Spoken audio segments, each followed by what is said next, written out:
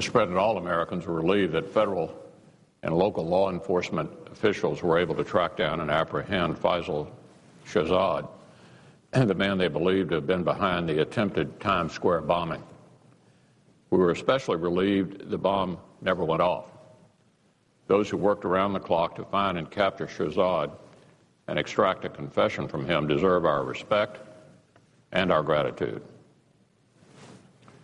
Senate Republicans are waiting to hear from the administration to what extent Shahzad had ties to terrorist groups in Pakistan, in fact, whether his efforts were part of a wider plot to strike the homeland, whether or not he was on the no-fly list, why he was permitted to board an international flight, and whether intelligence community interrogators have had access to Shahzad. It's been my consistent view that when a terrorist is captured, members of our intelligence community must be able to interrogate the prisoner in order to extract intelligence. This is true whether the suspect is an American citizen, like Shahzad, or not an American, like the Christmas Day bomber.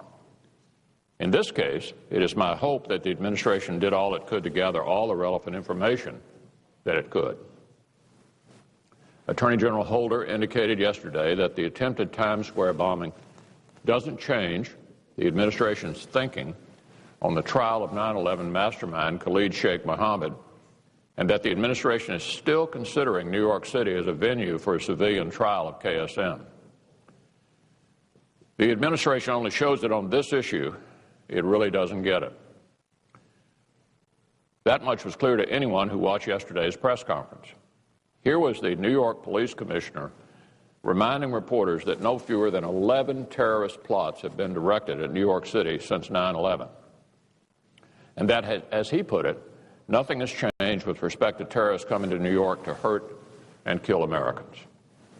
To me, it was jarring, in the face of that kind of cold reality, that the repeated pleas of elected officials in New York from both parties to see the Attorney General still stuck on the notion that holding these trials in downtown Manhattan is anything but a bad idea. Trying KSM in New York City was a bad idea last year. It's a bad idea today. The only thing that's changed is that the American people have just been reminded of how determined terrorists are to carry out their deadly plans.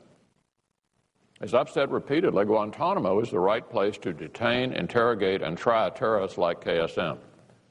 Guantanamo is a safe and it's secure, a state-of-the-art facility where we can detain enemy combatants far from our communities and without fear of on-site retaliation. Some we hold indefinitely. Others we hold until we deem them safe for transfer to another country. Still others we can hold until we try them in military commissions, and we can do that right there at Guantanamo. Guantanamo is a wise investment. It was built for good reason. Let's use it for the purpose for which it was built, rather than further endangering communities like New York or burdening them with the disorder and the massive expense that would accompany a terror trial.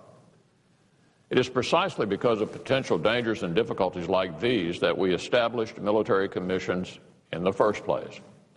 And if we can't expect the very people who mastermind the 9/11 attacks to fall within the jurisdiction of these military commissions, then who can we?